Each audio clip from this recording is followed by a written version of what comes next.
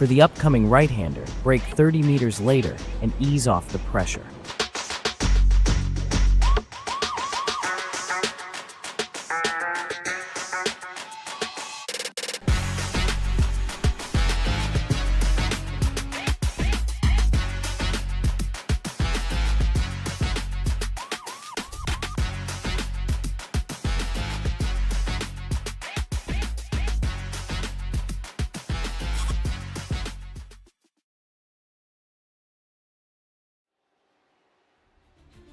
Hello everybody and welcome to round 5 of the Trophi.Ai Radical SR8 Championship here on the JPV YouTube channel.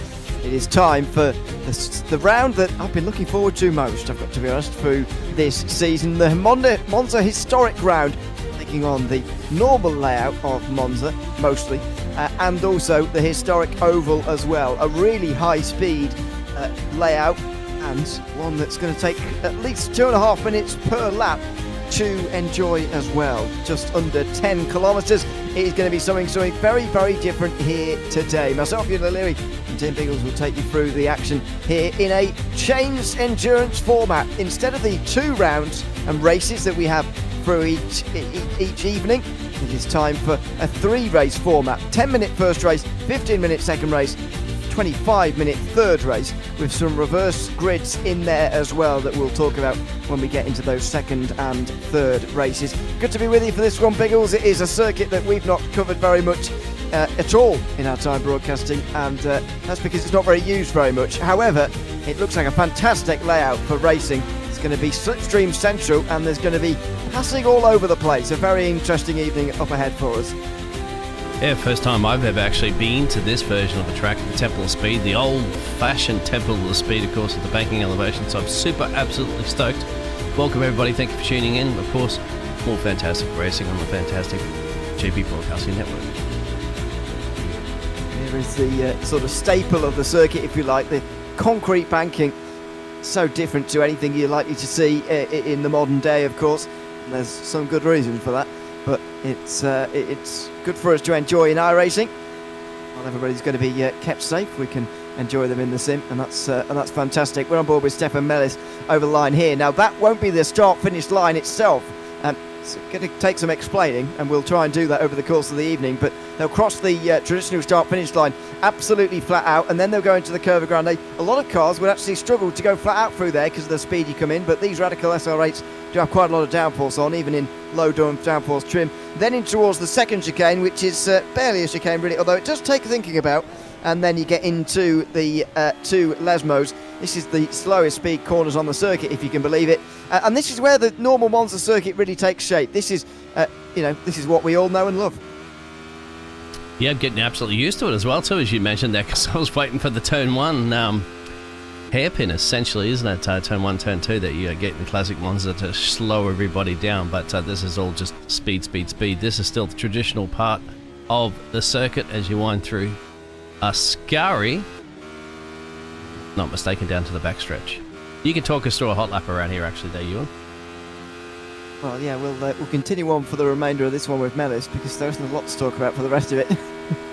It's just about putting your foot flat to the floor. Into the parabolica, this again, still normal. And the first times are actually going to come in here, so we'll keep an eye on that as well as we ride on board with Mellis now up towards the line. This is where the start time and indeed finish line is.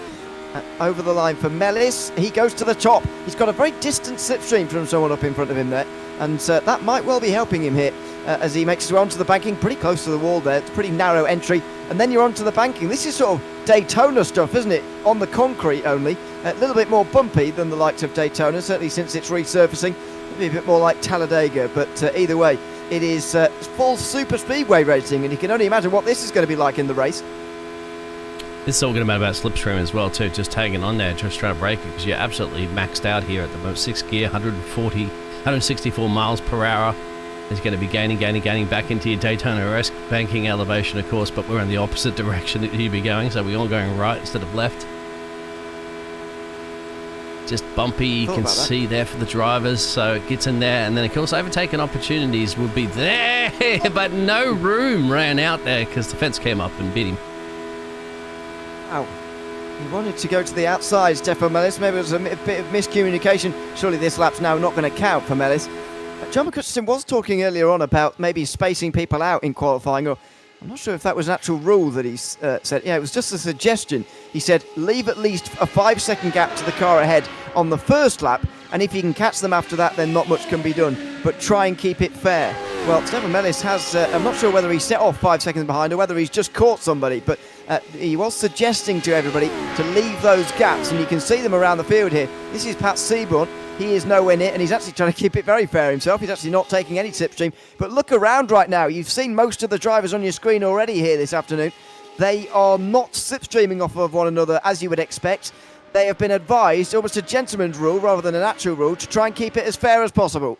Well, if that was the slipstream that Stefan got, they put him to the top of the timesheets in a 2-minute 32 on that one. And of course, we do have the separate different splits there. Let everybody know there's Pro and AM. Of course, we have a championship to also discuss as well too, Ewan.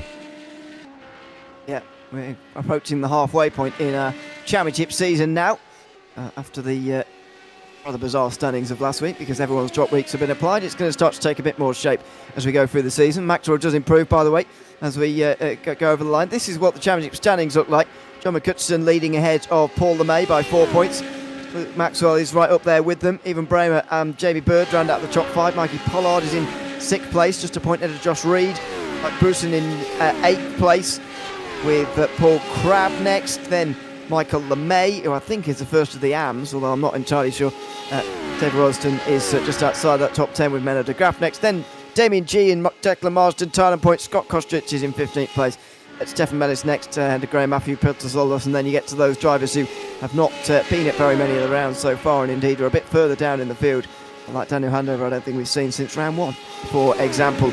A few new times coming in, as I mentioned. Booson up to 2nd place, Adam McCutcheon, then Bird, then Maxwell, but it's going to be difficult for them to beat Mellis if he's got that slipstream. However, Booson seems to have a bit of a distant slipstream now from somebody up in front of him. I'm just not sure he's going to get to the line in time to complete this lap.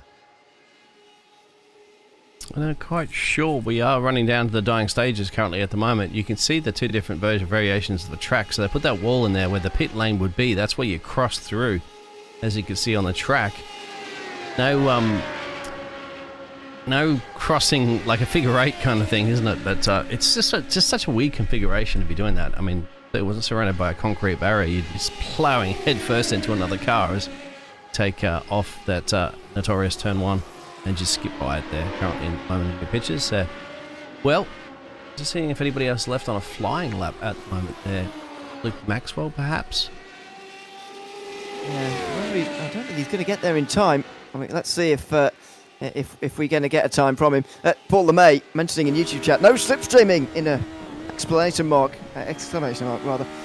Yeah, it's the gentleman's rule that's been put into place. Oh, and Maxwell's going to go off anyway.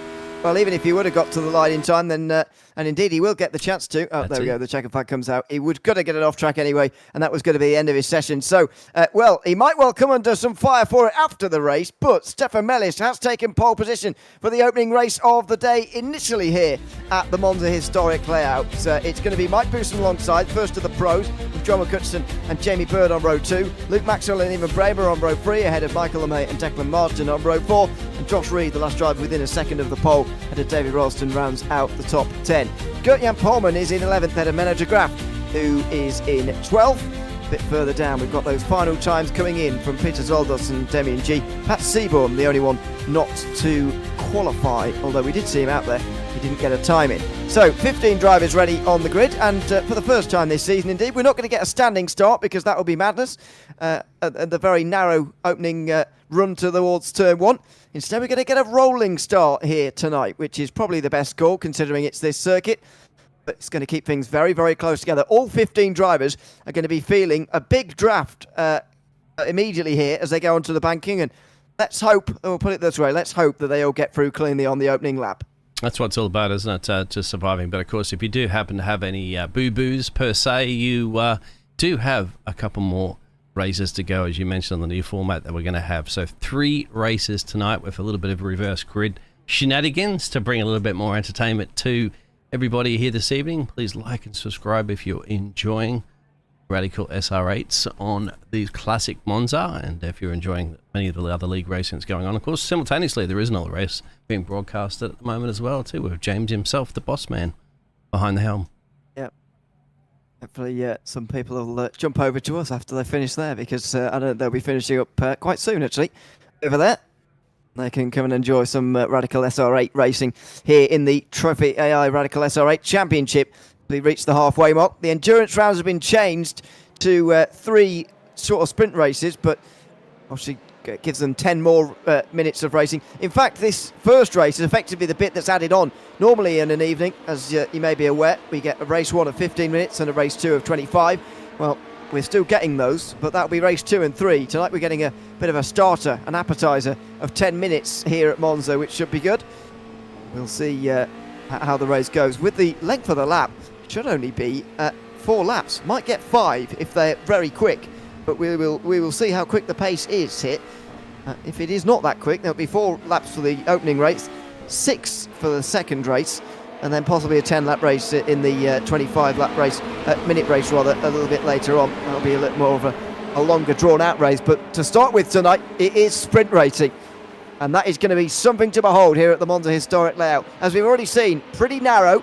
Are they all going to be able to get through cleanly in this opening lap as they go onto the banking? Because that's what everyone's going to surely be worried about as they begin tonight's racing. Stefan Mellis on the front of the field, coming out of that parabolica turn and in towards the opening lap of this race. You can see how it narrows up just in front, by the way. There won't be much space to live with here as the pace car pulls in, and race 1 at the Monza Historic Layout's going to get off. Someone's hit the back of somebody else. There's a big bit of contact further down. Mellis was weaving. Now is he going to go for it? It looks like whoever lost the front end has got it back again. So clearly it wasn't that big a contact. But the green flag now waves at Monza, and we're underway here at the Historic Layout with 3 wide already. It's going to squeeze. Oh no! There's already contact. There's already a car flipping. It's disastrous already. It's an absolute catastrophe already. Even Bramer is down the field. Kurtdown Pullman's involved. Jamie Bird as well. Josh Reed. We've only got 5 at the front already. Only through the first corner of this race. Look at the slipstream already there. Starting to make some challenges. John McHutchison up by 1 place there. Mike Booth on exactly what happened there. Jamie Bird, Pullman, all involved in a big one. High-speed accidents already. They didn't even get up to full speed yet. No, it's the classic narrowing onto the oval there. And I said it was going to be difficult to make it 3 wide. Well, they tried to, and it didn't work. And already the top 5 are not racing one another per se. They're just trying to help one another here. Now, how long is that actually going to last? Because surely they're going to pop out at some point. Mellis is getting the most almighty shove here from John McHutchison over the line. And there's going to be a little bit of a look now in towards the Curva Grande. That's Maxwell, who's either taking the nice line or he's going for a move. Well, he's not going to get a move on a 3 who are trailing one another. Boosen just hits the brakes almost before the Curva Grande. Look at the speeds they're going through here. My goodness, it is absolutely frightening stuff as they come in towards the second chicane. Boosen is going to just push McHutchison alongside. Not quite. Mellis has to take the apex at some point there. It's quite narrow through that second chicane. They're all going to get on the brakes for the 2 Lesmos. And my goodness, what an opening lap we're seeing here as the top 5 tried to run away. I've got to say, though, Michael LeMay has done a very good job in 6th place. He's brought these groups back together with now the 8 at the front. I love it. Absolutely fantastic. The tempo of speed producing absolute fireworks here with some of the drivers. We're still having a couple of drivers having some little boo-boos at the back there with Josh Reed there. Jamie Bird's gone off track there. Stefan has gone off track again. So unfortunate, wasn't it? That, well, that's a little off-track excursion for some of these drivers, actually. Not Stefan off track there, just showing that for our live timing, of course, trying to get used to this circuit. But John McHutchison in the lead currently for the Team Radline. How long is it going to last for? And what are they going to do with Mellis here? Are they going to keep him in 2nd place and trying to get him to draft up to McHutchison, or are they going to realise they have to pass him so that they can chase John McHutchison themselves here? I think Boosen's going to go for this, but it's not very wide over the start-finish line. Have a look at this. The pit wall to the right-hand side, the dividing wall on the left-hand side, almost like a dual carriageway separated on a public road. Here comes Boosen on the inside line here. Look at the speed they've all got. Now it could get tricky. Oh, the banking. It does slope upwards, almost half-pipe style. And it's going to be Boosen who's got the speed on the inside line here. McHutchison stuck on the outside, got no help for now, but Mellis is going to get to him. Oh, it looks so loose and scary on the inside. I've got to say, I don't like this at all. 3 wide then, free wide. Ellis doesn't want to help McCutcheon at all here. And Maxwell and Booston surely are going to blaze past him now. McCutcheon, nowhere to go. Gets sucked in through the vacuum there. And he goes back to 4th place. This is absolutely fantastic wheel-to-wheel racing. This is exactly like Daytona, but a European version, of course. You just got to be avoiding that slipstream. You've got to get that slipstream, of course, but you get sucked into the cars like a vacuum cleaner sucking up Lego, and let's see as they're going to navigate another lap around here very, very soon. Oh, my word. This is quite extraordinary. Maxwell pulls past Booston now for the lead. Now, where's the rest of them going to go? Oh, Mellis is going to go for the lead maybe here. He's going to go free wide. He doesn't want to give this one up now. He led from the opening, of course, and now he's got that lead back again after losing it in towards Ascari 1 lap ago. He wants that lead back, and he's got it again on lap 2. What an overtake from him. And Booston is demoted again to 2nd place as the top 8 continue to run out the front of this field. Yeah, exactly right. They've all caught up at the moment, and you can just see how mighty that slipstream is actually. You just get in there and you can just catch up to those cars immediately, but you can't pull away. Nobody can pull away. It's just a matter of just switching yourself in positions currently at the moment. Halfway through, almost, as you said, just a handful of laps here on our first heat race.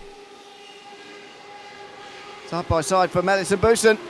This is only going to help everybody else, and there's contact and they're off. Oh my word, Maxwell there misjudged that completely, and he's off. He's going backwards. So is Michael LeMay. He's going to be well out the group. We're down to 7 at the front, but that was Maxwell off as well as they come towards the end of lap 2. Here's the battle because they're falling back there as Maxwell's trying to fight out with the graph.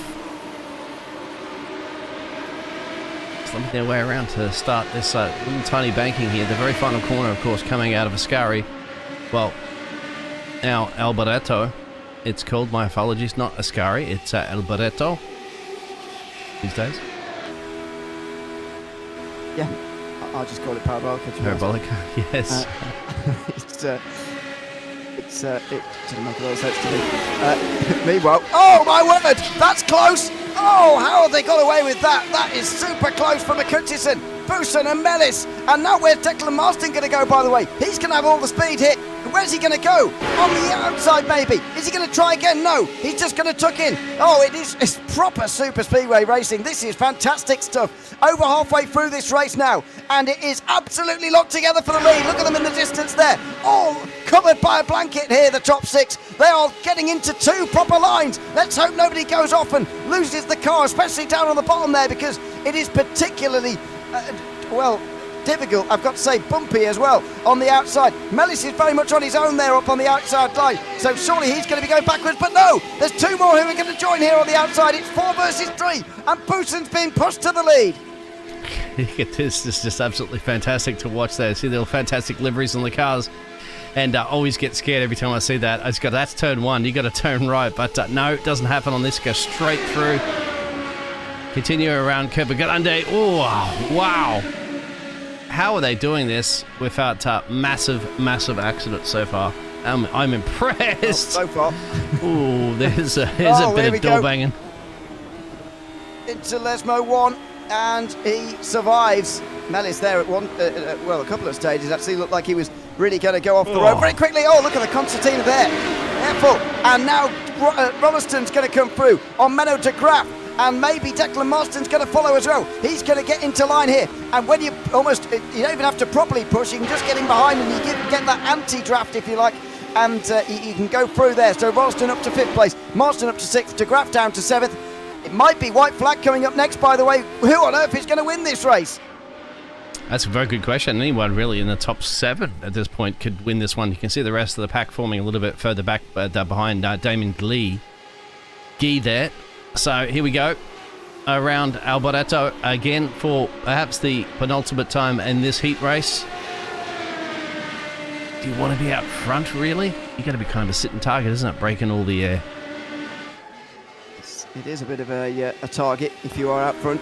Top 3, by the way, have just got that little bit of a gap. So are McCutcheon and Maxwell going to push that home or not? Well, the answer is not. Booston's going to get run around the outside of here through the opening corners. Oh, well, that was close. Maxwell and McCutcheon there pushing in towards the corner, and it very nearly went wrong for all of them. They get through, though, on the outside line, and Maxwell might well fancy his chances of coming through a bit later, but for now he's just going to push McCutcheon, who now leads down the back straight of the oval. So close, absolutely. It is kind of like oval racing, isn't it? And NASCAR and IndyCar and stuff like that. You don't necessarily always want to be in the lead. You've got to get somebody to give you a bit of a push from behind as well, to give you a bit of a slipstream, make you go quicker if you're at the front, if somebody's behind you giving you a push. So that's the situation here as the rest of the pack are starting to eventually catch these top three. Yeah.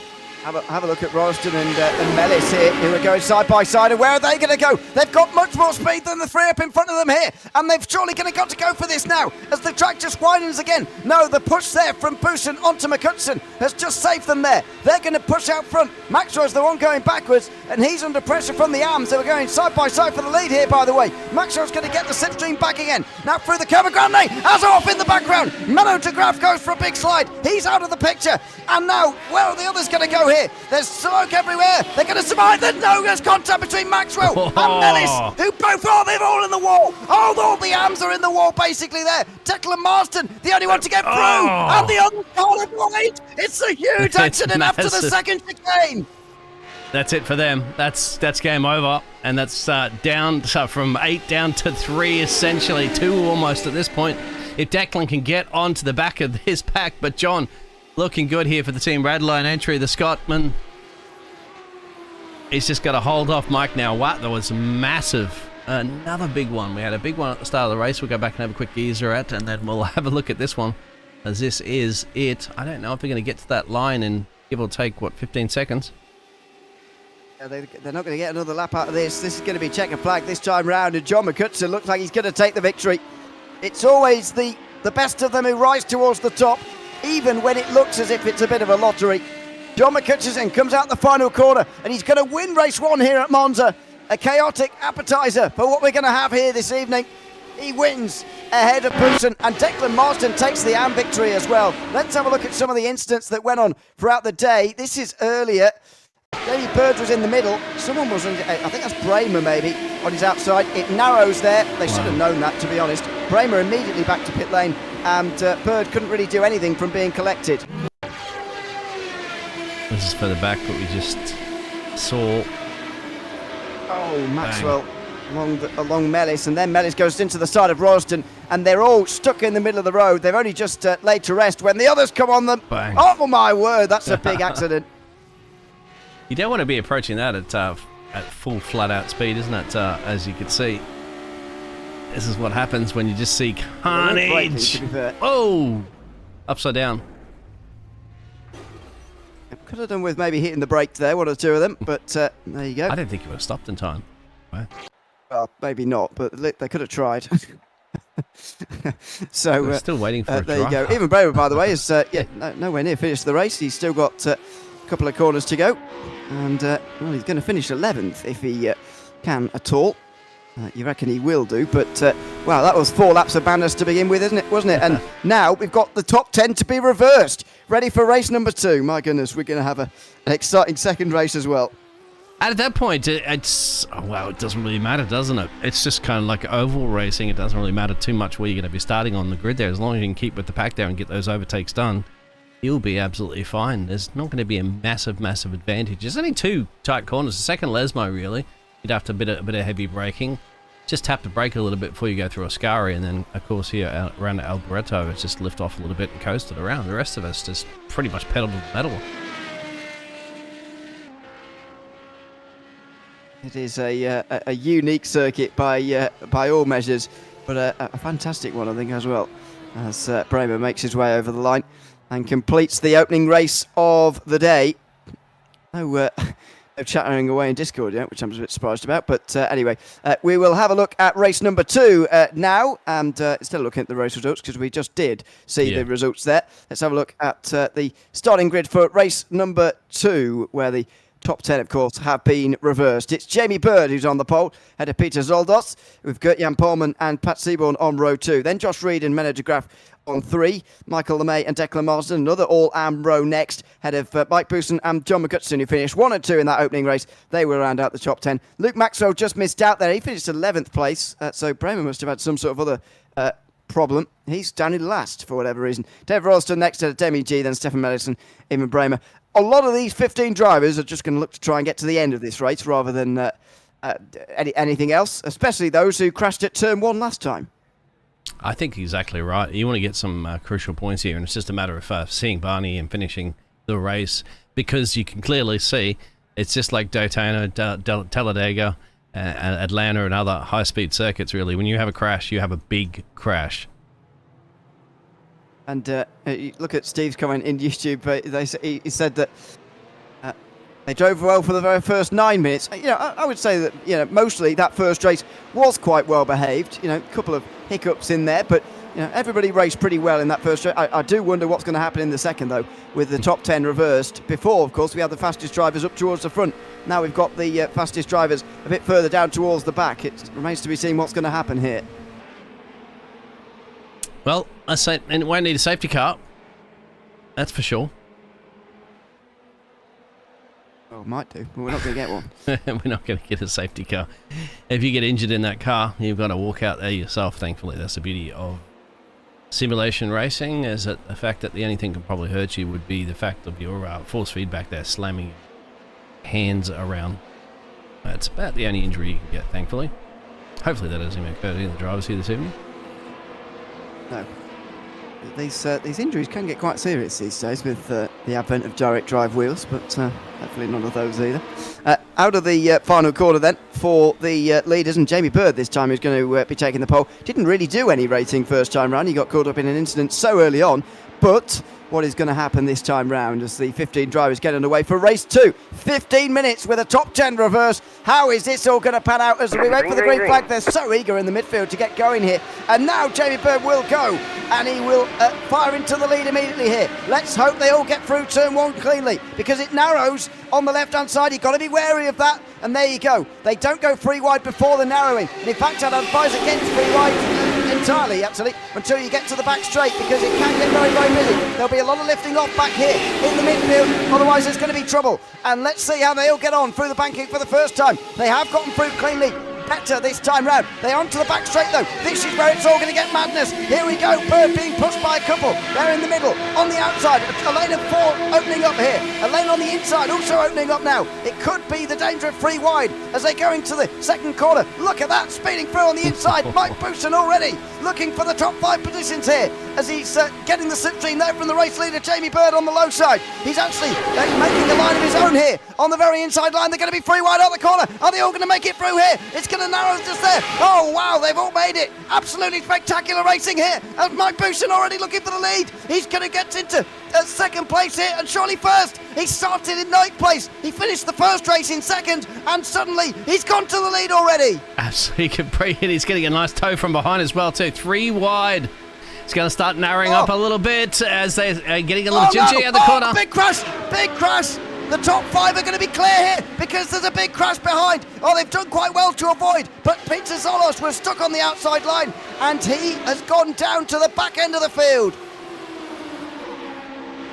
What happened there? Let's go back and have a quick geezer at it there. It's inevitable, isn't it? There's a bit of contact there. And wow, Arashi goes and there's contact further back as well. Goodness me. Top 5 will be clear. We'll see if they remain clear. Rollston's being pushed by Reed, who knows that this is important, but McCutcheon involved in that second group. And look at this. This is going to help those behind. Maxwell has been overtaken by Jamie Bird, who wants second place. Well, that's going to help the others.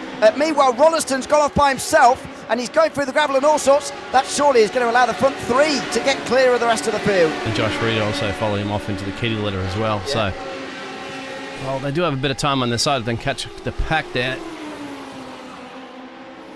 It's going to be interesting. I'll have a look at those position gainers and losers too at the moment. As you can see, a few of them, especially this man, up 8 currently at the moment in the lead. But, you know, here at the Temple of Speed, that might not last too long.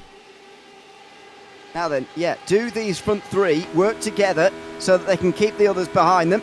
Or are they going to brace for the lead here? Jamie Bird so far has only suggested that he is going to race for the lead. But the reason I mention that is because there is a group of 4 next in line, and it contains John McCutcheon. How eagerly do they want to keep the championship leader at bay right now in this round of the championship? As they go through turn 1, McCutcheon's still right behind Marsden, and Marsden's being pushed here. So is he going to go into the back of Seaborn and push him, or not? Well, these guys are pushing each other as well, so he could reach a bit of a stalemate now in the front of the race. There they are. There's the pack of fallback, so they will be able to catch them if they can stick together for sure. They get them a little bit more slipstream, if you are aware of NASCAR and how all that works. Of course, the more cars that you have end up pushing you from behind, the more speed you end up getting.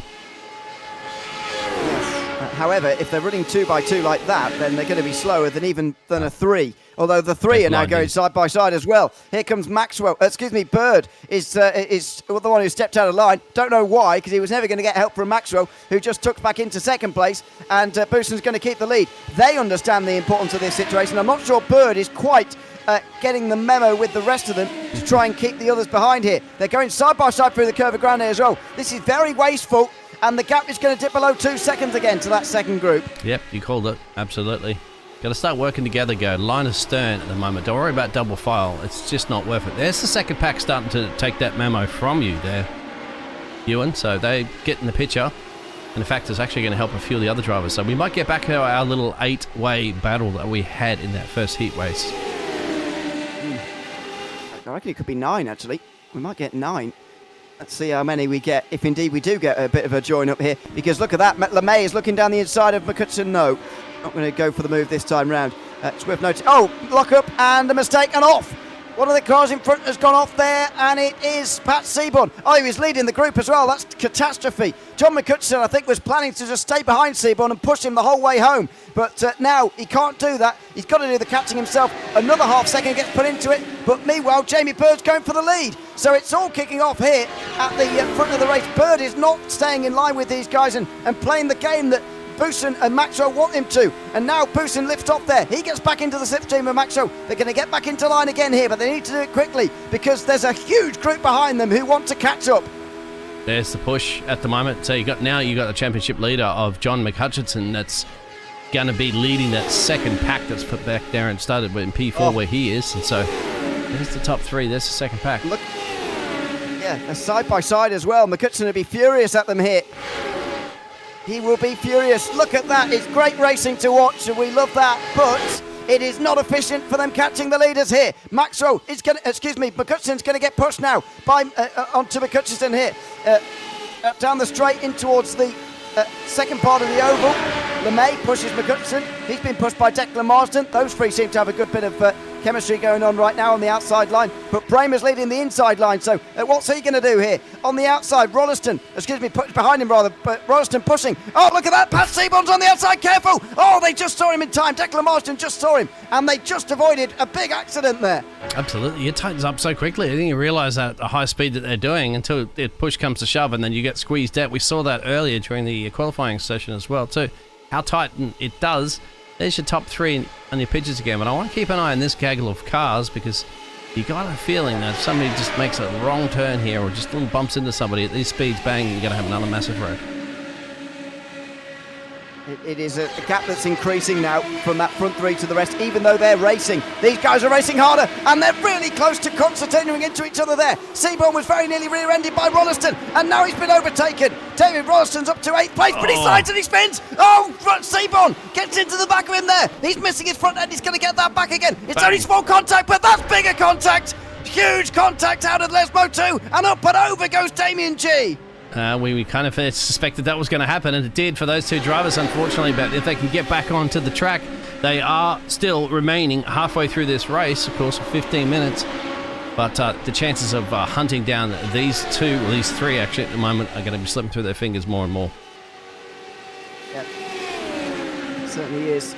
Well, it's top 5 reverse, by the way, for race number 3 tonight. So bear that in mind when you're looking at that second group as well, because now there's a much smaller group.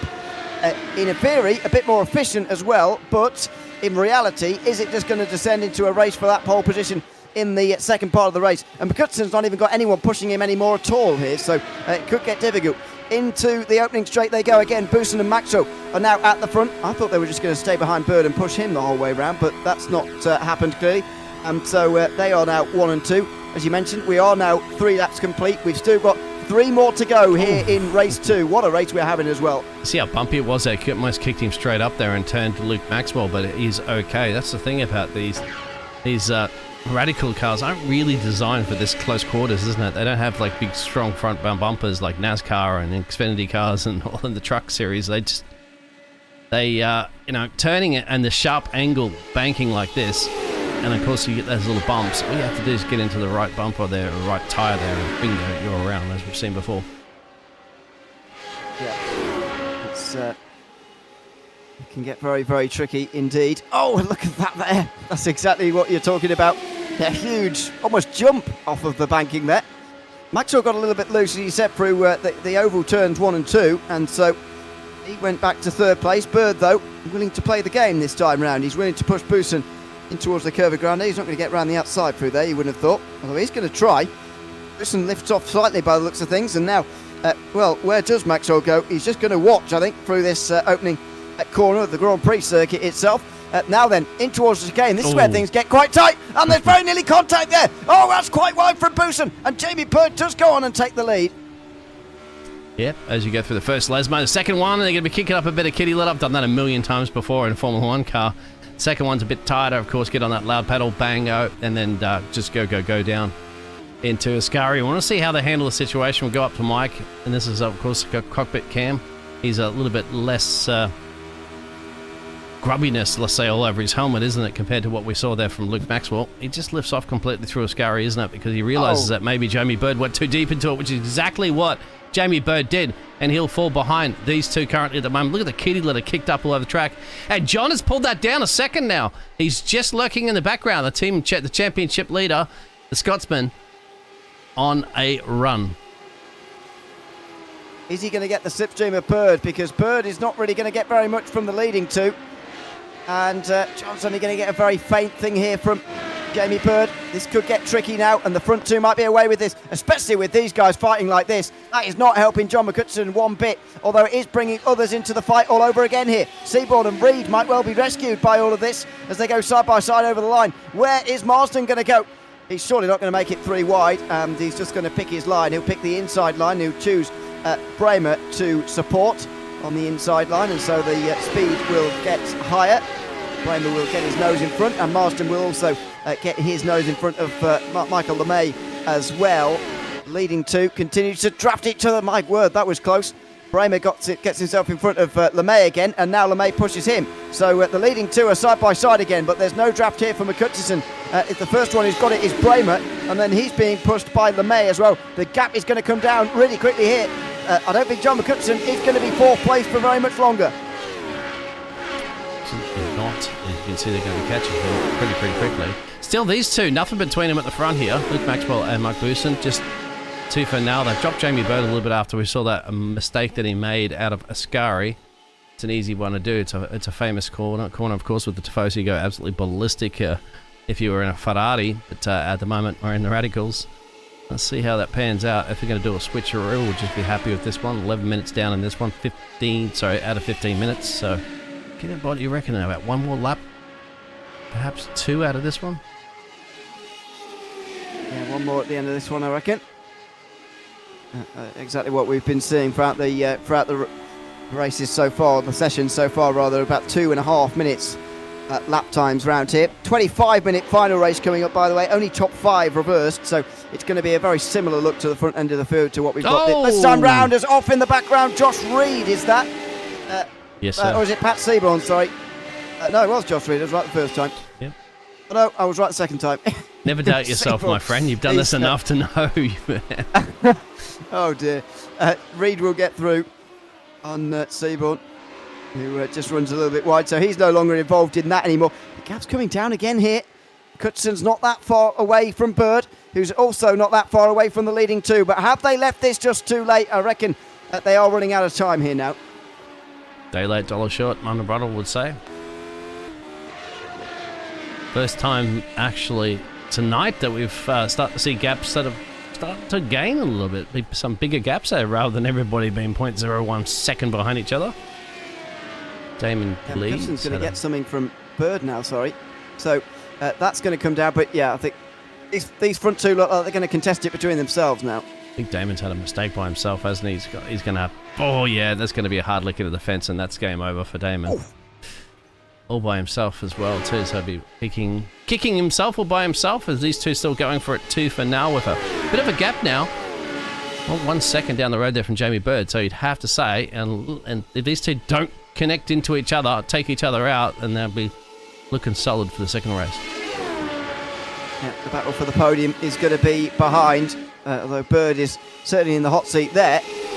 Where does Maxwell decide, or Boolson rather, decide to make this move? Because we won't want to finish second for the second race in a row, and we know it's not that real big long run towards the line like what you see at Daytona. It's actually a proper end to the lap. It's more like a Grand Prix circuit. So Boolson's just left off a little bit through oval turn 3 and 4, and now we're going to see a bit of a move on the home straight, the home Grand Prix straight.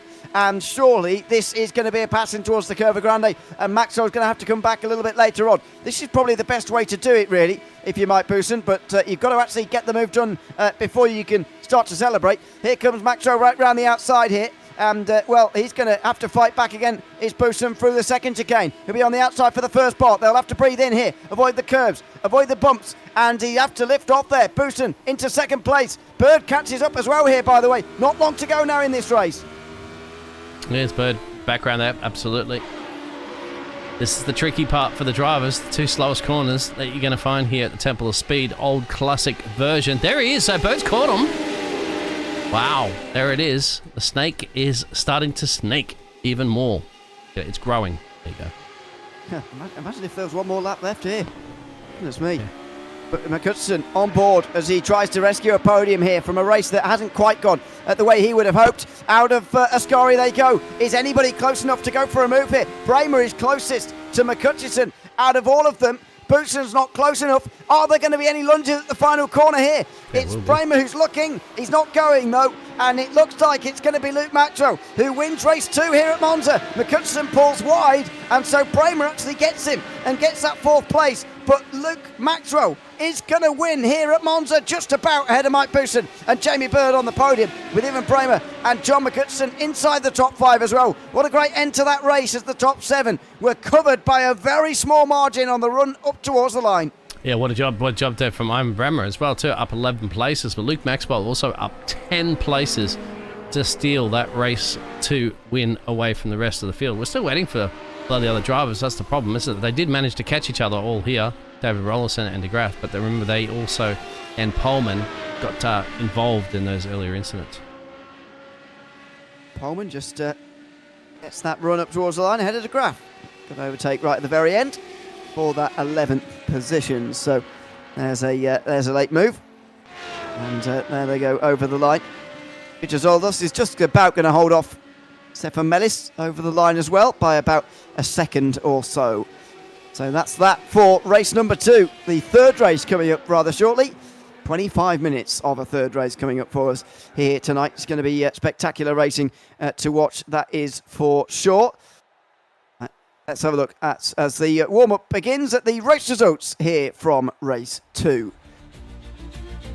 At the front end of the field, of course, as we saw, Luke Maxwell takes the race victory, just ahead of Mike Boolson, who tried to get him on the last lap but couldn't quite do it. Jamie Bird joins them on the podium with Ewan Bramer and John McCutcheon inside the top 5. Declan Marsden wins in the AM class ahead of Michael LeMay, with Josh Reed in 8th, Pat Seaborn and Dave Roston round out the top 10, with Gert-Jan Pullman in 11th place. Menno de Graaf is 12th, with Peter Solders, as we saw, just holding off Stefan Mellis, and then Damien G after rolling over onto his roof, a lap down in the end. Well, that's it for the first 2 races, but unlike on other evenings, we've still got a third race yet to come. This is the endurance round, the first of 2 in the Trophi.Ai Radical SR8 Championship. So stay with us. We'll be back for race number 3 coming up very shortly after this from Trophi.Ai.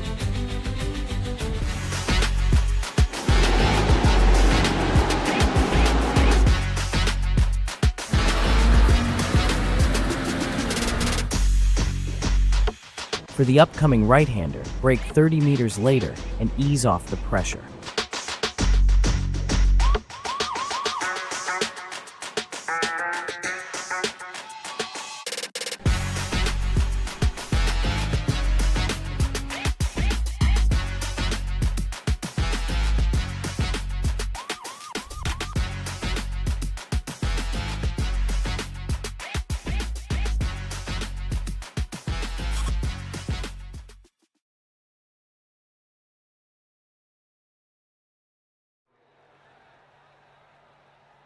Welcome back to Monza, where the final round of the championship, well, not the championship, sorry, the evening, is still yet to go. Indeed, we have got still half of this championship remaining. We're going to VAR next week. In fact, we'll be racing for the next 5 weeks in a row, as we have for the last 5, to come to the end of our season. Rudskogen is the week after that, one of those free circuits that it's not very popular around the world, but it's good to visit in these radicals. The Snetterton circuit will be the week after that, Road Atlanta then, and then the Daytona Roval as well to round out the season. After this, people might be hoping for the Daytona Super Speedway. Yes, that's what I was thinking. But it's not going to be. It will be the Roval for our championship finale on the 5th of May. What great racing we're seeing, though, Biggles. It is as expected, I suppose. I wasn't expecting anything less from this layout, but goodness me, it's no less breathless when you're out here watching it.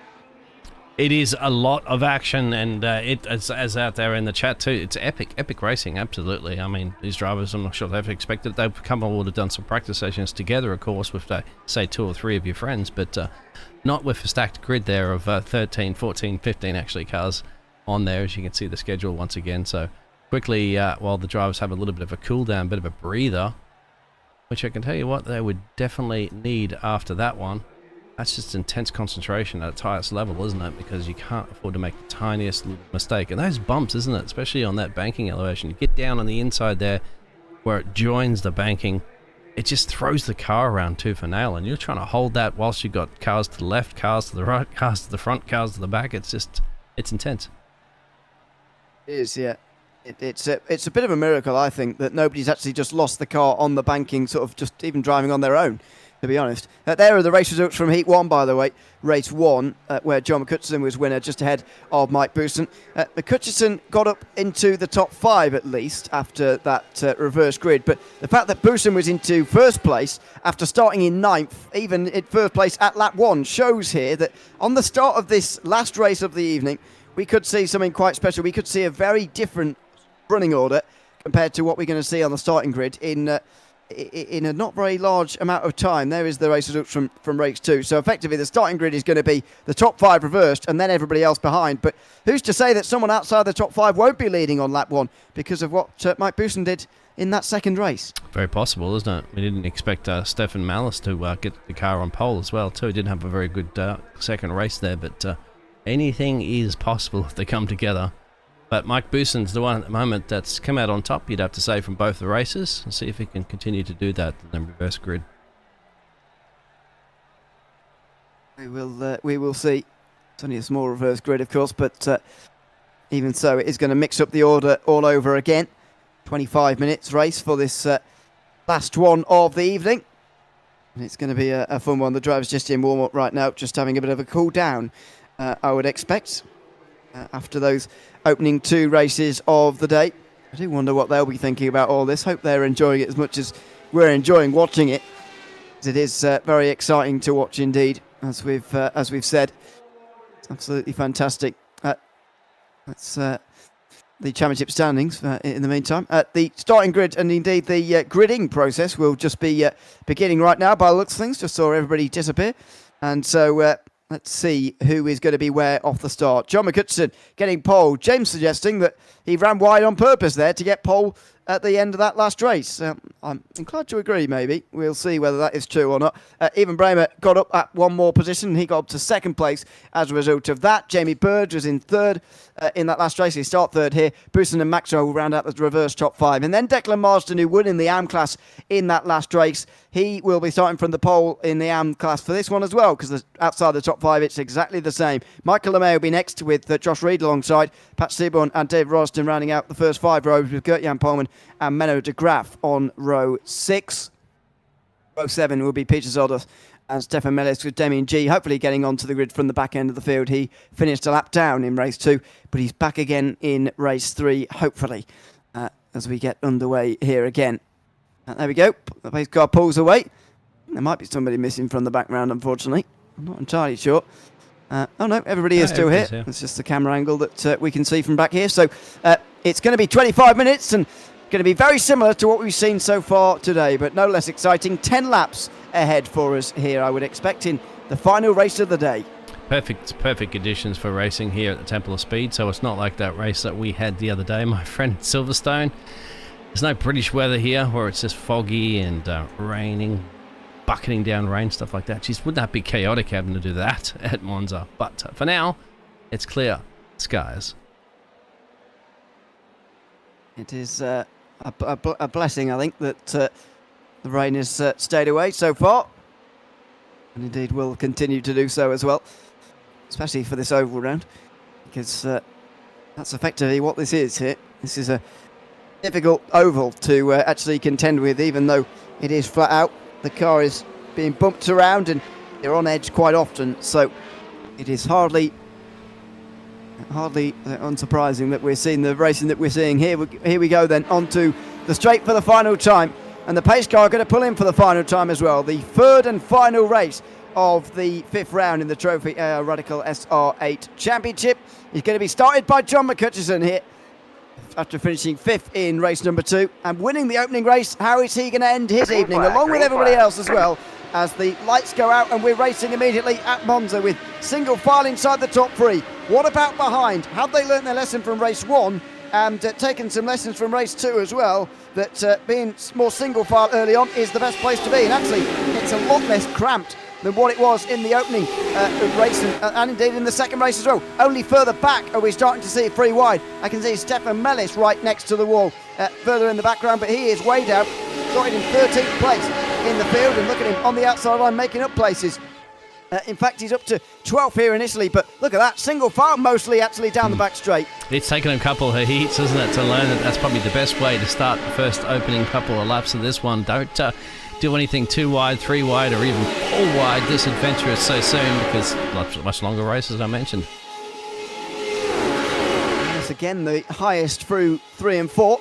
As they get now onto the Grand Prix circuit, they go over that ramp almost onto the circuit, the big bump, and now there's going to be weaving around, and there's going to be moves. Bremer's going to go for the lead here, or is it Bird actually who's going to go for the lead rather? Bremer's going to stay right in behind McCutcheon here, and he's going to push him to glory. He's going to keep him in the lead right now, and the top 3 are going to go single filing towards the Curva Grande, where it went wrong in race 2. At least it got a bit further last time, but it did go a little bit wrong into this corner. Now then, through this time round, it looks like they're all clean this time as well. Now then, second chicane. We haven't got here with all 15 right in the pack like we have right now. Let's see if they'll get through nicely here as they go in towards the 2 Lesmos for the first time. This is a very nice and clean start from everybody. Yes, it did actually. I was just saying something from race control, but absolutely fine. Yep, absolutely. Kicking up a bit of kitty litter, that's just normal out of the Lesmos. That always occurs, little shenanigans moving it around the outside there, but so far so good. We may get a lap with all the cars pointing in the right direction. Ewan. It's good to see, and something we haven't seen so far today. So all 15 involved, and McCutcheon making a mistake as well through the Ascari chicane. That's all going to stack things up again as well. Now then, at what point does this start to kick off then? Because you could argue that it's been a very calm start so far. At what point do the battles really begin? And maybe now is the time. Jamie Bird down the inside of Ewan Bremer, and that is a pass in towards the Parabolica. Maybe now it's going to be, because Bremer goes for the cutback on the inside. We're properly racing now as we go over the line for the first time. And they managed to get through the where it tightens up as well. Absolutely fantastic, side by side. Whether they're going to slot in at the moment, I would, if I was Jamie Bird, I would just tuck in behind Bremer, or he's not going to listen to me. He's going to go for it. He says, I'm going to maybe tuck in ahead of John. 3 wide. 3 wide. 3 wide through turn 1 and 2, and we haven't seen this for a long time. Oh my word, McCutcheon through the middle. Where does this oval though just jut in and outwards though? Have these guys learnt their lessons from before as they go down the straight? Surely McCutcheon through the middle is going to take this. He's getting a huge push from Luke Maxwell now. On the outside, Bird is going to get that 3rd place, and then it's going to be Bremer, and then Boosen. Declan Marston catching up to these guys as well. It's just the speed of this race right now, which is getting people out of this group for the very first time in this race as they come through 3 and 4. McCutcheon survives a nervy moment there, 3 wide. This is the bumpy part that you mentioned when you go in between the banking elevations and back onto the flat surface. They're all doing a good job there. John still in the lead there. Maxwell and Jamie Bird, so the 2 Brits behind the Scot. Further back in the field there, you're having a couple of drivers that want to just do a bit of a switcheroo. Thinking back, Mike Boosen's dropped 1 place. He's back down to P5. And Ivan Bremer's dropped 2, but still hanging in here for the Dutchman. He's absolutely in the mix. along with all the other pros as well here, although maybe with the exception of Reed, who's nearly a second behind at this stage. They will all concertina right together through Lesmo 1 and 2, and so you'd imagine that 7th place on backwards will close right in with Reed here. Well, not as much as I thought, only a 10th or so. That's not really anywhere closer at all here as they go through the 2 Lesmos. Bousson now weaves around. At normal Monza, you'd think he's got to slow down, but very unlikely around this layout. For the next Ascari chicane, and there's side-by-side behind between Seaborn and Rolleston. They were catching up to the leaders, and indeed Reed was pulling them all along into the leaders, but the battle for 8th place has taken over, and the top 7 are going to run away. He's got a bad exit there. And I think De Graaf will take an opportunity to steal that one away. Yes, he will. Maybe even Mellis in the background will say, all right, let's get some extra slipstream from these two. I think we're going to go 3 wide here. No, backs off. Whoa! He just backed out, Mellis there, but Rolleston dived down the inside. He wasn't going to back down, and neither was, in the end, Stefan Mellis on the inside line there in the Parabolica corner. So they get away with it, and they get through. Meanwhile, further up, Bird is alongside Maxwell, or at least was briefly. It's right into the back of him here, and now he's going to go for the inside through 1 and 2, much like what we saw last lap. He's going for positions here, and this time round McCutcheon is not under quite such pressure. He's not got anyone alongside him, and Maxwell might well just continue what he did last lap and just continue to pushing him here, the leader of this race, and it looks like John McCutcheon is indeed going to be pushed by Maxwell. They will hold on to that lead here in this group of 7 up front. You don't want to push him in the corners too much. That's when you're going to turn him. On the straightaway is perfectly fine. I'll give you that nice little boost. A little bit of braking there from Mike Bousson as well too. That wasn't a lift, that was a brake. You can see the lights indicating on the back. There we go. 2 by 2 now. Daytona-esque here at Monza. Through the banking they go. And Marsden is the one with the real speed now, but where's he going to go with it? Because there's not much space around here. The start-finish straight sort of decreased to half its former size with this layout, and then it's finally going to widen out on the way towards what would be the first chicane, but isn't really at this circuit. They just blow straight through it here in towards the second chicane now, or rather the second corner of this one through the Curva Grande first.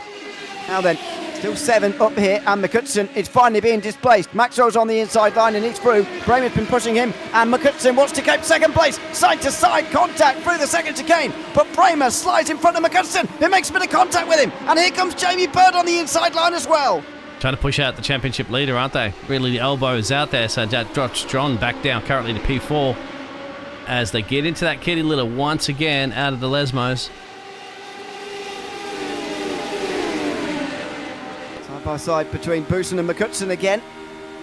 Reed will be right close behind you. You see him hitting the brakes as well in towards Ascari. So there's 7 in one long line. That's Marsden, that's Reed quite wide, just in front of Marsden. We'll be hoping that he can just get back into line here quickly, and it looks like he will do. These two will have to work together to get back involved in that group. Yeah, he's going to stay behind. I think at the moment he won't try to take him into Alboreto for now. He's minds wisely about that one because it tightens up, as you know, out of Alboreto into the start-finish line. It's me, only the end of lap 3. Still got a long way to go here. A long, long way to go. Not even a third of the way through just yet. Expecting 10 laps here in this last race of the evening. Very exciting round of the Trophi.Ai Radical SR8 Championship, that is for sure. John McCutcheon's got a real opening gap up in front of him right now, and in fact there's a couple of pairs out off the back of this front group right now as Bramer's pushing Maxwell quite aggressively. You've got to be level, and you can't really do it through the corner at all. Now he's doing it on the straight and he's a bit more level. This is a bit more sane, and Jamie Bird's just going to watch on from behind, and he's going to watch the gap behind grow. Yeah, you can see it on the at the back. There he is behind, there's John. But I don't think he's looking in his mirrors at the moment, my friend. He's looking forward because anything happens up there, a little bump, especially around here on the actual elevation changes of the classic old Monza track. Would have been scary to do that back in those cars that they had, and no seatbelts there, barely any helmets on them. Goodness me. It's like a log on wheels back then, just pure horsepower and barely any traction. It was pretty much. A rocket on wheels, yeah. Yeah, through Curva Grande they go. McCutcheon just gaining a little bit more towards the end of this lap, and he's going to get it all back here in towards Lesmo 1 and 2, where the concertina effect will take shape. It will be very strong for Bird here as we ride on board with him. Watch out for this, as he has to hit the brakes early. No, he's going to go for the move, is he? No, not quite. And that will slow them down even more compared to McCutcheon, who will be right back in the game here as long as he's got a good right-hander. And, well, it was all right. It's got him sort of back in the game here. He'll get that slipstream. He'll be back involved this lap as Reed runs quite wide. They're very similar livery. Reed runs a little bit wide. And, well, he's just about there as well. Maybe we've got our 7 for the lead back again. 3 times a charm, isn't it? No major incidents so far. Touch wood on this one, as you can see. Just Peter's a little bit further down the field there. 30 seconds currently off the other drivers there. But absolute Luke Maxwell in the lead there from Bremer. They're giving us some push there. All learning to go one astern at the moment. A little too early to start making any of those gambles. But then just as we say that, here we go. Bird goes for it on Bremer. And, well, it hasn't exactly given Maxwell a big lead here, so it's only just going to take the pace out of this group right now. It's going to be a front 4 because Booson's just gone backwards here. So front 4 to focus on now. John McCutcheon's going to have the best view of all of it here. Is Bird going to go for the lead as well after that overtaking towards the Parabolica, or is he going to stay behind here? Let's have a watch and a look here. He's going to stay in behind through the oval, and that might be the sensible thing to do as the gap behind just increases. They can reduce the front to 4 if they work together just for the next few moments here as the first 4 laps are complete at Monza. Out through the opening corners of banking they go. Now then, is there going to be a move from Bird? Is he going to do something now on the exit? No. Again, Maxwell continues to lead. Bird pushes him. Bremer pushes him. And McCutcheon benefits from all of them up front here as well. Can't wait to see this banking, of course. It's going to make their way back around again. Keeping it nice and steady. Steady as she goes, boys. Steady as she goes. Pure speed too. They're topping out, aren't they? Topping out at almost 3. And now he goes.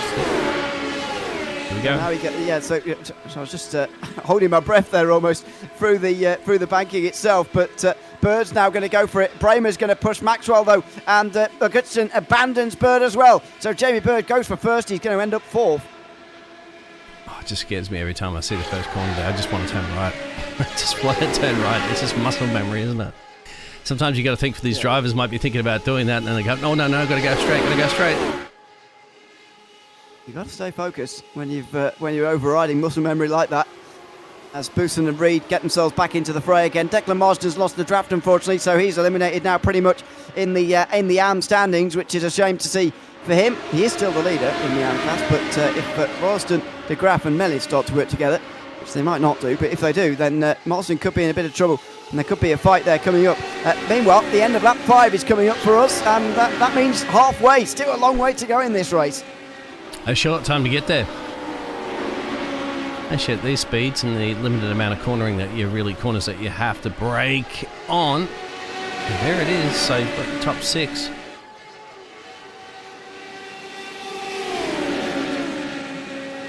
They come towards the Parabolica again, closer than ever. And that's a bit wide from Maxwell.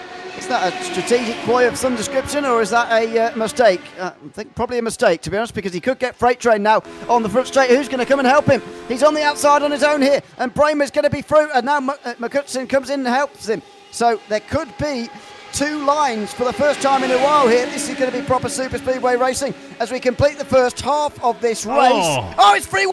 There's so nearly contact there between McCutcheon and Bremer, who's right through the middle here. He's just abandoned Bird on the inside line there, and he's going to get through the middle now. Here goes on the outside line Luke Maxwell. Oh, there's an accident. It's a huge accident on the back end there. Even Bremer seems to have gone over the barriers here. Up and over goes Booson maybe. He's certainly gone backwards. Oh, it's a big accident here. Let's have a look how it happened. Booson making contact with Bremer, who goes over the top. And up and over goes Josh Reed, I think that is. It was De Graaf as well too, wasn't it? Oh, that's a separate incident. This was something else. Anyway, we'll go back to our live pitches. So we've still got some action not to miss at the moment there. We'll get a chance to have a look at those replays at the conclusion of this race. Well, it's going to be just a front 3 now. And it's going to be very, very different from what we've seen earlier on in the day. McCutcheon pushes Maxwell in towards Curva Grande, and that's going to just get Bird out of the back. Now, if they continue this, then they could be reducing this to 2. Is McCutcheon going to want to do that here? Oh, no, he just tucks back into line again now, so Bird will close in again. But yeah, that crash has taken out half of the contenders from this front group. Bramer, Boosen and Reed all down pit lane right now. Well, it was brewing, didn't it? But thankfully we did get 5 laps done before one of the big accidents occurred. Of course, you know, it's like a super speedway at an oval. Guaranteed that you would have had probably a couple of caution flags by now, isn't it? So his drivers are gallantly putting a massive effort in at the moment to keep that going. And there's your top 3, as you said, 5 seconds down the road there, 2P4. Yeah, they're a long way back. Declan Marsden is being caught as well by Mellis and Royston, so that'll be one to watch a little bit later. The AM lead, a 4th place overall as well, as these guys now make their way towards the end of lap 6. This was the end of race 2, of course, at the end of this lap. We've got 4 more still to go. Effectively, the race 1 distance still to go in this race. And McCutcheon, our race 1 winner, through the final corner right now. Maxwell, our race 2 winner, going over the line right now as well. They're 1 and 2. The best drivers are coming up towards the front again, even though some people accuse this kind of racing of being a bit like a lottery. But it's always the best who rise up towards the front, and that's what we're seeing right now. And here we go again. So a little bit of a push at the moment from Maxwell, from John Hutchinson. Jamie Bird lurking in the background. Going to have to tuck back in very soon if they want to. You don't have to, of course. You can go side by side there, but that's called risking it for the biscuit a little bit too much. So Bird went to the inside there, and he didn't get the overtake done. Battle for 4th will be on here, by the way, because Mellis has been pushed by Royston all the way now for the AM lead, and now he's going for it. Mellis has been crashing through the field here. Well, not literally, but he has been overtaking lots and getting up in towards the lead now of the AM class. Is he going to get in front of Marsden? Not quite. Marsden is going to get the help of Royston now on the outside line, so the battle for the AM lead's absolutely on. And it's going to be one that lasts to the end of the race, perhaps, as well, as the front 3 get together. Royston now pushes Marsden back to the lead. Marsden, the race leader for the first 6 laps of this race, by the way, now coming under pressure for the first time. Stuck in behind the gearbox, that's it. Take it easy there from that pole sitter. Absolutely brilliant. He's looking for that moonshine where Grandma hides from Grandma. Towards the second chicane, and nothing doing this time round. Marsden keeps 4th ahead of Royston. He goes off under pressure for the first time, coming in with more speed than he's had in previous laps. Now he goes off. Are Mellis and Royston going to be able to distance him completely? They might well have caught up to him, seen him make a mistake, go off the road, and now they might well get away from him. They might for now, but you can see how easily start to catch the snake at the end of the day. These top 3 still. Line stern. We have a 7-second gap. You'll start to see, there it is. There's that other pack we were talking about before, further down the field there. That's your battle for your AM class. There's your battle for your pro class up here. That's what the orange indicated next to those drivers are in the pro class, and the light blue, lime bluish is the AM class. Yep, so pros all left up towards the front. No AMs involved in this anymore. So we crossed 3 laps to go now. Lap number 8 begins for Luke Maxwell in the front again. McCutcheon behind and Bird in behind him. And I wonder what they'll be thinking about how to win this race from here on in. We haven't seen a 3 to the line like this just yet. And Bird right now wants to put himself a bit further up in the front of this group, but can't quite do it for now. So far, we've seen very big come towards the line. Then in the last race, we saw just 2 for the line. And they've both been very, very different. We'll have a look at that again later, because Mellis and Royston are going side by side for the lead here. Is Marsden going to go 3 wide down the middle? No, he's going to push Royston back alongside, and they're going to go through on the inside. You got left hung out there, aren't you? The outside, when you have nobody pushing you, he has to tuck in behind. And he will not elect to do that just yet. Quite surprisingly. Back up to the top end of the timing tower. There they are again. All 3 this time around there. John's in the 3rd place now with Luke Maxwell and Jamie Bird. P1 and P2. Oh, you can see they got a little antsy at the background there too, didn't it? As they got over the bump. Kept that out of the barrier. They always do. They always do. Here comes Bird on the inside of Maxwell. No. He has got himself ahead of McCutcheon. So where is the best place to be going on to the last lap? I can't quite decide right now, because Bousson was behind Maxwell going on to the last lap when it was just a 2, and that didn't work for him. Where is the best place to make the move as well? It's not really clear that we've got answers to any of these questions. They'll just be making it up as they go along, trying to find their best place as they go along as well. As will these three as well. Rolleston still leads here. Yeah, it's difficult, isn't it, to really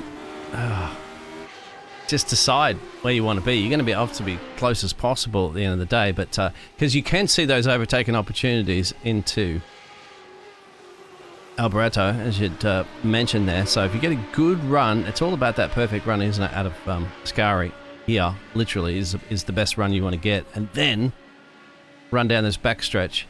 Then you can go side by side and make a short little sprint across to the line.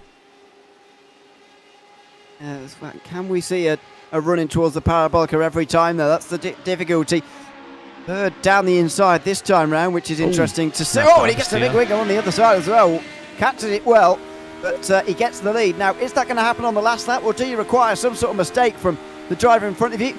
Can you get that good enough run reliably to go for it at the final corner every time? We'll see as they get on to 2 laps to go now. Was that a bit of a feeler put out by Jamie Bird there to try and make a pass on the last lap, or does he intend on keeping this race lead from now to the very finish? That could be quite difficult as Maxwell and McCutcheon loom in behind.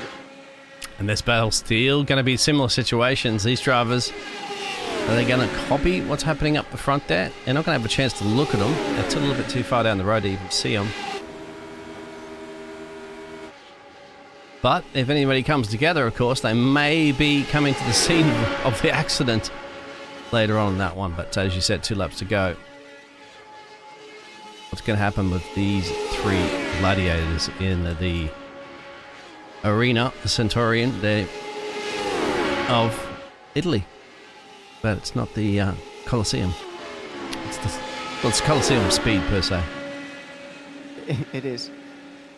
A long way away from the Colosseum up here in Italy. Anyway, I need to know that. Meanwhile, over the Grand Prix start-finish line they go, and John McCutcheon is just looking to the outside, but he's not getting any closer, so he's not making any moves this time round. Side by side for the lead in the AMS again. Rolleston still hanging on there ahead of Marsden and then Mellis. These guys have been fighting it out a lot more keenly than the other guys have. The Graf and G haven't been able to catch up, though, as a result. It's going to be 2 groups of 3 in our 2 different classes who are really going to erupt here on the last lap as they fight for the win.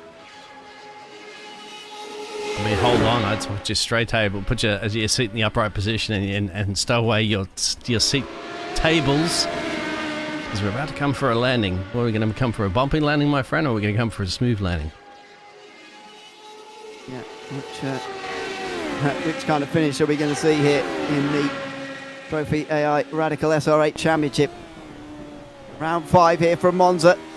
The extended version. 3 races tonight rather than just the 2. 3 fantastic races we've seen as well.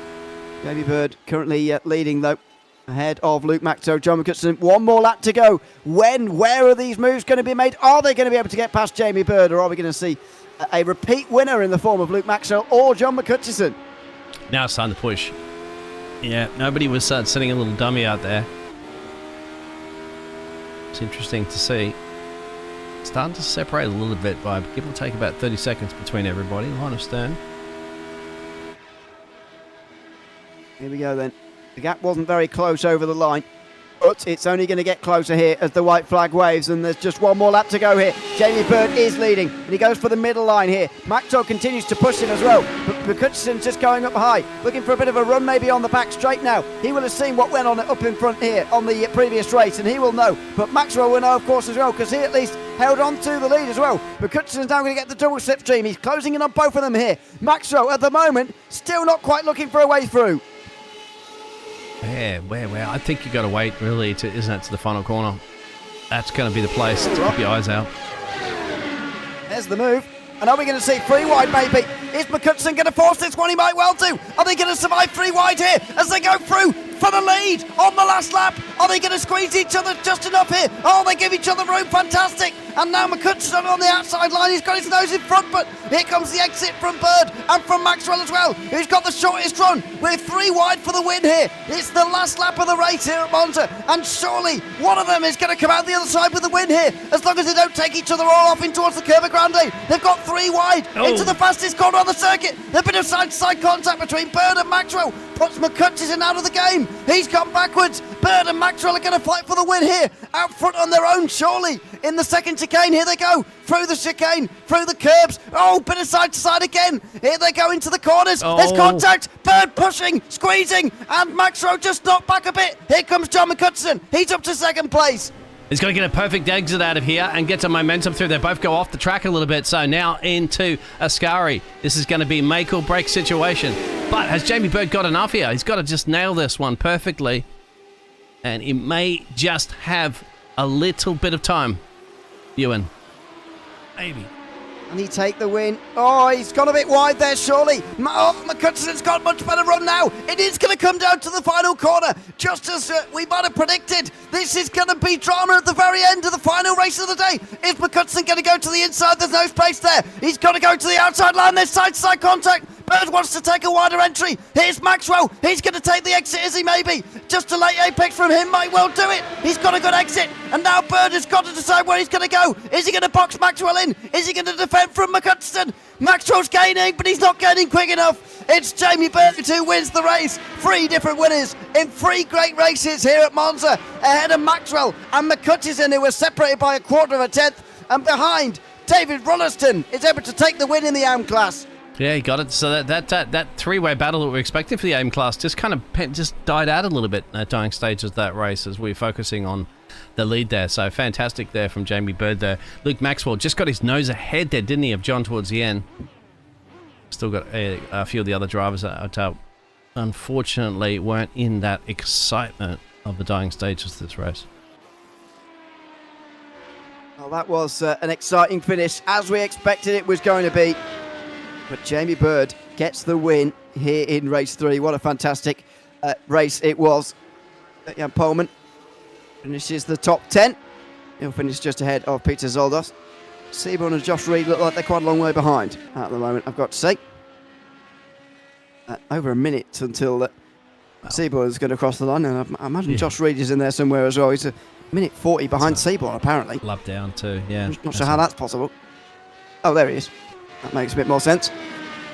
I was just thinking, if you add those 2 times together, you get more than a whole lap. How is that possible? But Josh Reed is a lap down. So he will only complete 9 laps. But he'll be disappointed, I guess, Ronnie. A good battle between him, Bremer, Bussen, and also Bird, Maxwell and McCutcheon. Unfortunately, those 3 who finished down at the bottom were involved in what I would say probably the biggest crash of the day. We will get you those results very soon. We'll actually go back. I know that some of the people want to see some of those accidents that occurred on this race too, and what happened. And fantastic racing. We'll get that one, because we saw cars going upside down on their lid all over the place. The chaos, of course, but that's what happens when you have high-speed crashes here at the Monza Classic. That's exactly what happens around here. There'll be a lot of apologies going on. Josh Reed saying that he's been taken out in 3 out of 3 races and be disappointed with his evening. But I think most people agreeing that it was a bit of fun here tonight. We certainly had fun in the commentary booth, and I think you did watching at home as well. Let's have a look at the race results for the final time here this evening before we get into chatting with some of these drivers after the race. At the end of race number 3 here at Monza. That's the short layout, by the way. A little cut through. There you go. Jamie Bird wins here at Monza ahead of Luke Maxwell. In second place, just ahead also of John McCutcheon as well. Dave Ralston wins in the AMS, just ahead of Stefan Mellis and Declan Marsden, who sort of cost each other time and allowed Ralston to take the win by a second in the end. Menno de Graaf and Damien G ran up the top 5 with of the AM class, that is. Michael LeMay and Gert-Jan Pohlmann rounding up the top 10 overall. Peter Zoldos and Pat Seaborn were the last ones to finish on the lead lap, with Josh Reed 1 lap down, Ewan Bremer and Mike Bussen finishing 5 laps down each in the end. Let's have a chat then to these drivers then, shall we? Starting with race 1 winner John McCutcheon, who can now chat to us. I've just interrupted his conversation, I'm very sorry. Welcome in, John, good to have you with us. First of all, big thoughts on the racing tonight you saw at Monza Historic. How did you find it? That was brilliant. That was insane. It was incredible. I loved that. Yeah, it was great to watch. What was your strategy in race 1? I want to go back to first of all, because we saw a number of different approaches to leading on the last lap and then keeping the lead, which you were able to do once. I think the first thing was just staying alive to the end and trying to give yourself a chance. The first race was only 10 minutes, so you had to go up the front. It was only going to be 4 laps. Second race, I was a little bit too cagey at the start and held back too much. But it was, you've got to be there at the end, or you can't win. Yeah, absolutely. You've got to be in it to win it right at the very end. And are we in agreement, by the way, that we come to the conclusion that this circuit does not allow the standing start, and that's why we had 3 rolling starts today? No, because it was a standing start last night in the same race. So was it? JP has made an absolute, you know what, of it. A what? Well, call them out here. All right. I was trying to defend him, but okay. I didn't know it was possible. Is that really possible? Standing start around here? Wow. Yeah, it was standing starts last night in the practice session I put up. I can only imagine that's a catastrophe. But anyway, It made any difference.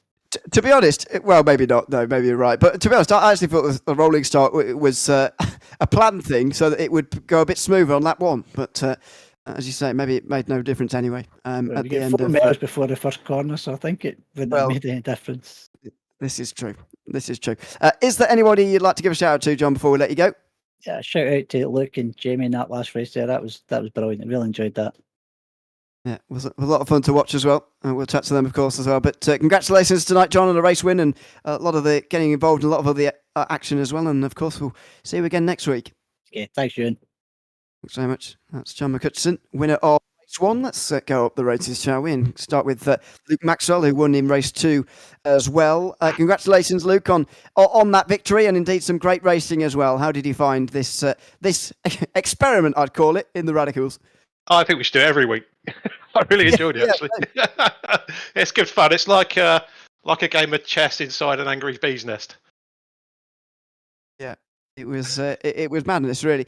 I want to talk a little bit about strategy for the final lap because John McCutcheon just said in his race it was just about surviving, and he ended up in the lead, and I sort of believe that, to be honest, after 10 minutes. But you had a bit of a longer race and then a bit more time to think about how you're going to defend from Mike. How did you go about doing that, and what do you think the best strategy was for the last lap in a circuit where there's loads of draft race about? 2? Yeah, it was, well, to be honest, it was a case of, I know Mike had eased off coming out of the last banking to get a run up the straight, and I thought, well, as soon as you're out in the fresh air, it's you do slow down a bit. So I thought, well, I'll get beside him and just see if we can hold it on the outside and keep my foot in, and it seemed to work, to be honest. Just managed to get the run on him into the Lesbos, and that kind of sealed it from there, really. It was, I think I was sort of 0.3 clear coming out of the second Lesbo, and thought, well, as long as I get a good run from here, we'll be all right. Well, congratulations on getting that win, and I agree. We should at least think about this every season because this is it's fantastic racing here tonight, that's for sure. Is there anyone you'd like to shout out before we let you go? I'll give a shout out to the guys I killed in race 1, really, and Stefan particularly, because just couldn't see my turn in and just went a fraction early, and Stefan was on the inside there, and I think ended up causing a lot of chaos. So shout out to everybody there. Sorry, guys. I mean, there's plenty of people who got caught up in stuff tonight. There's, I don't think there's anybody who wasn't involved in something in that way. So there you go. Congratulations again on a race win, Luke, and we'll see you again next week. Cheers, guys. Yeah, all the best. Thanks very much. That's Luke Maxwell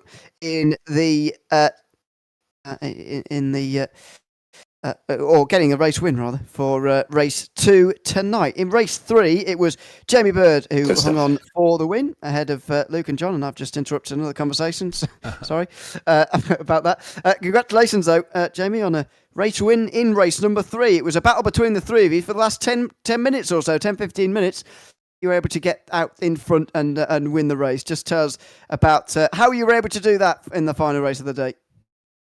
I was just saying to John, I learned a lot of racecraft from John and Luke, and maybe a little bit of Mike Bussom, but not much, in race 2 and 3, about how to hang on to and not go too hard too quickly, and then found ourselves 3 wide going into Curva Grande, and I thought, keep your foot in it or do Bon Jovi and go out in a blaze of glory. And I did say to Luke, I squeezed him a little bit going to Lesmo 1, but wasn't too bad, I think.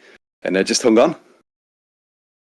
Well, yeah, it was a fantastic win, and you were involved in a lot of the other stuff early on as well. I've got to say that throughout the day, I did notice you as the one sort of almost when everything got single file. You seem to be the one starting a bit of side by side quite often throughout the. It's not criticism; it's just an observation.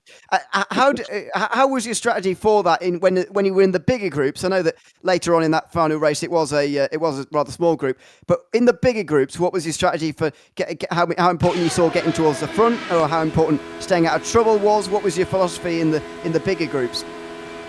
I wanted to, if there was a couple of guys ahead, I wanted to see if I could pull out and just use the overspeed, but it hardly worked. You got 1 mile an hour or 1.6 Ks quicker, but it soon eroded away because of the bump draft of the two guys behind each other. So it was just a bit more luck than anything else. Tried to make a pass into Lesmo when there was enough space. I think I did it on John once maybe. But there was also the usual carnage as well. So I don't know how I managed to finish 10th in race 1, because I was certainly, I think I was 14th heading for the line.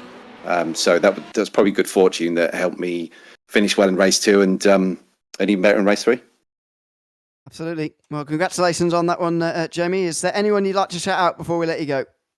Just everybody in the league. Great guys to race against as always. And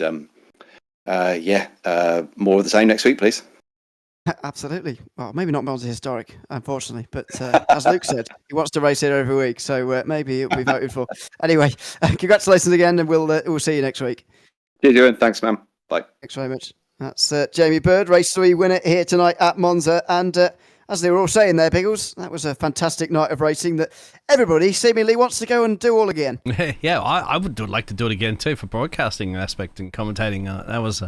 That was a super amount of fun. You saw some of the incidents there before that. A little unfortunate for Reed and so forth. Cars just flipping up all around the place, but that's what happens with high-speed crashes. If you have never visited a oval race, I guess he triple bypass, of course, here on the JP Broadcast Network as well, too. If you want to see NASCARs flip upside down, that sort of jazz as well, too. But you got to see radical cars do it.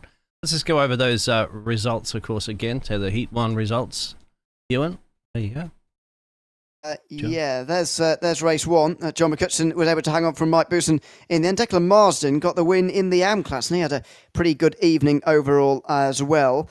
In race 2, Luke Maxwell, despite not getting any benefit from a reverse grid, managed to race his way right up 10 places to win ahead of Mike Booson. It was a much bigger group towards the end there, and the biggest group to the line, actually. Bird was involved as well with Ian Bramer and John McCutcheon. They were all in the top 5 that was reversed for the next round. Declan Marsden took his second race win of the day in the AM class from 6th position and would start there as well. Just Michael LeMay was also involved. That's the biggest group that we had to the line. 7 drivers. And then we got 3 drivers to the line in race 3 at the finish of tonight's proceedings. It was Jamie Bird holding off from Luke Maxwell, who just overtook John McCutcheon towards the line. And David Ralston gets a win in the AM class. Marsden finishing on the podium again, so he will get the most points from any of the AM drivers tonight. But it was a victory, at least that time round, for Royalston. There's your schedule. We'll be back next week at VIR. It will be some very, very different racing indeed, but equally entertaining as well. 7th of April. Make sure you join us for that. Same time, same place here on the JP YouTube channel. Make sure you subscribe as well for all the other racing that goes on between now and then. There'll be plenty of it to enjoy this week. I've been Ewan O'Leary alongside Diego Biggles for this round of the Trophi.Ai Radical SR8 Championship here on iRacing. We'll see you in 1 week's time at VIR. It's goodbye for now.